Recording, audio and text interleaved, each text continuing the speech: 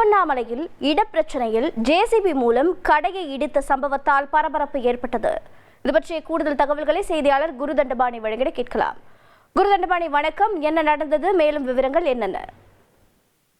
திருவண்ணாமலை கொசமட தெருவில் முருகா ஹார்ட்வேர்ஸ் என்று ஒரு நிறுவனத்தை முருகன் என்பவர் நடத்தி வருகிறார். தற்போது அவர் அந்த இடத்திலிருந்து வேறு ஒரு இடத்திற்கு தனது நிறுவனத்தை மாற்றியுள்ளார். அந்த இடத்தில் அவர் ஒரு ஜூஸ் கடையையும் அருகிலேயே வேறு ஒரு நபர் டீ கடையையும் நடத்தி வருகிறார்கள்.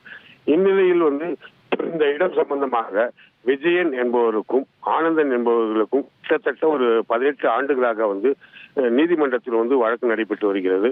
குறிப்பாக மாவட்ட நீதிமன்றம், அது இல்லாமல் உச்ச நீதிமன்றம், உயர் நீதிமன்றம் மற்றும் உச்ச நீதிமன்றம் ஆகிய 3 நீதிமன்றங்களிலும் இந்த வழக்கை ஒருவர் பின் ஒருவராக தொடர்ந்து வரும் நிலையில் இந்த இடத்தை காலி செய்ய வேண்டும் என ஆனந்தன் கேட்டுக்கொண்ட போது இது முடியாது என்று அந்த இடத்தில் வசிக்கும் முருகன் என்பவர் தெரிவித்துள்ளார்.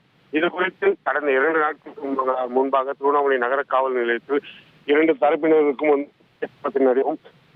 நான் வாடகை உயர் நீதிமன்றத்தில் கட்டுவதால் நீதிமன்றத்தில் தீர்ப்பு முடிவான பின்புதான் நான் கையை காலி செய்வேன் என முருகன் அவர்கள் தெரிவித்த நிலையில் நேற்று நள்ளிரவில் ஜேசிபி எந்திரத்தின் மூலம் ஆனந்தன் மற்றும் அவரது மனைவி விஜயலட்சுமி ஆகியோர் கூட்டாக அந்த கடையை இடித்துள்ளார்கள். இந்த சம்பவம் அப்போது மிக பெரும் அதிர்ச்சியை ஏற்படுத்தியுள்ளது.